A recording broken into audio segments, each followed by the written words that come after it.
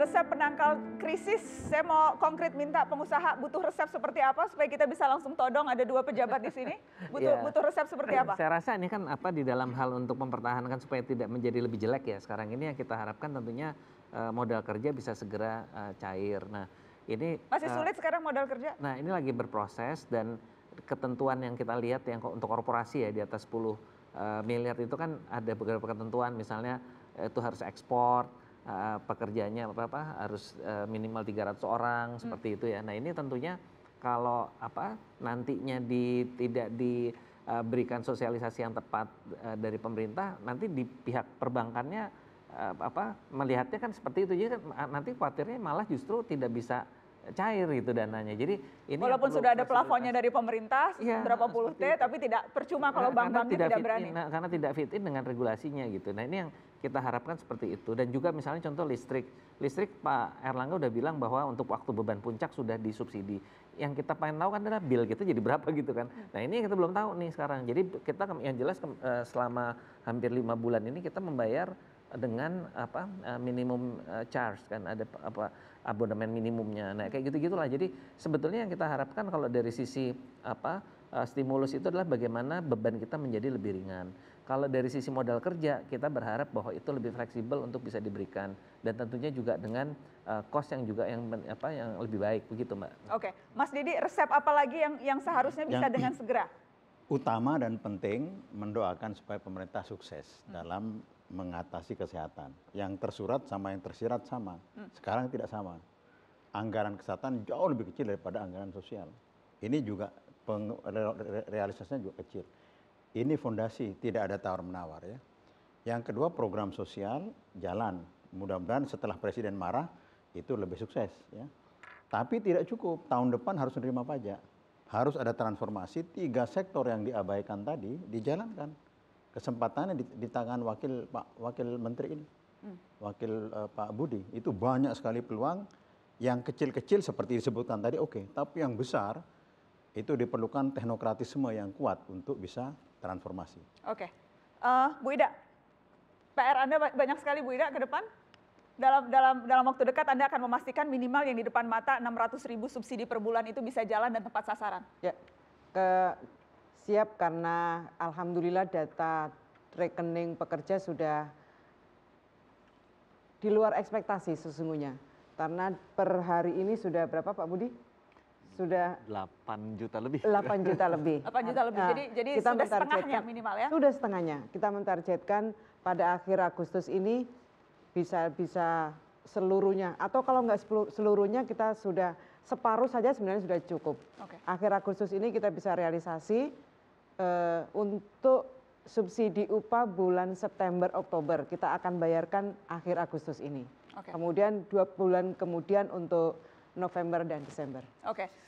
Pak Budi, apa lagi? Saya kalau ke Anda harus apa lagi? Jadi setelah ini programnya apa lagi Pak Budi supaya saya bisa nagih Anda terus? Saya mau cerita yang lain nggak apa. Saya mau cerita ke teman-teman ya pemirsa. Pandemi ini disebabkan virus namanya SARS-CoV-2 2020. Tidak banyak yang ingat SARS-CoV-1 terjadi di Cina tahun 2003. Yang ribut hanya Cina, tetapi membuat mereka menjadi siap kesehatannya dan juga tumbuh pesat yang namanya WeChat, Alibaba, Tencent, infrastruktur digitalnya. Tugas saya, satu adalah pemulihan ekonomi, sifatnya short term dan quick. Ada kalimat kedua nih, transformasi ekonomi yang sifatnya fundamental dan long term. Yang selama ini karena kita masih dalam mode panik, belum pernah diadres dalam diskusi kali ini. Tapi saya mau bilang teman-teman, tidak ada yang bisa menjamin SARS-CoV-3 dan SARS-CoV-4 tidak datang. Bill Gates saja waktu SARS-CoV-1 dia udah bilang, hati-hati, siap-siap, nggak ada yang dengerin. Ya, itu akibatnya kenapa digitalnya Cina itu retailnya 35%, Amerika cuma 15%, kita cuma 3%. Ini saatnya kita mempersiapkan integrasi data, infrastruktur digital, dan memperbaiki reformasi infrastruktur kesehatan kita. Itu Mbak, tolong jangan hanya yang short term, tapi yang fundamental long term kita harus perbaiki. Karena ada ungkapan never waste a crisis.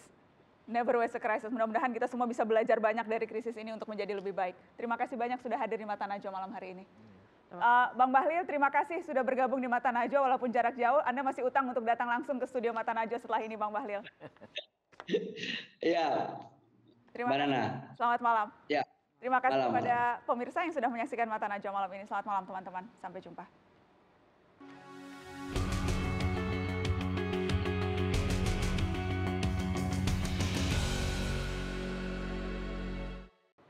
Krisis bukanlah barang yang baru bagi kemanusiaan. Tantangan yang datang adalah jalan tumbuh peradaban.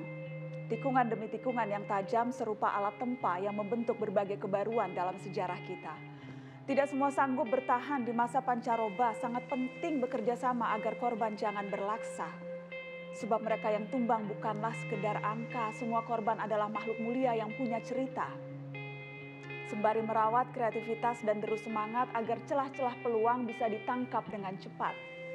Pada setiap guncangan yang merombak tatanan selalu muncul ruang-ruang baru yang bisa dimaksimalkan. Kepada mereka yang dengan tegar sanggup bertahan, jangan lupakan kanan kiri yang butuh pertolongan. Kita tak sendiri mengarungi badai yang tak terperi. Tidak ada satu krisis pun yang mustahil untuk dilewati.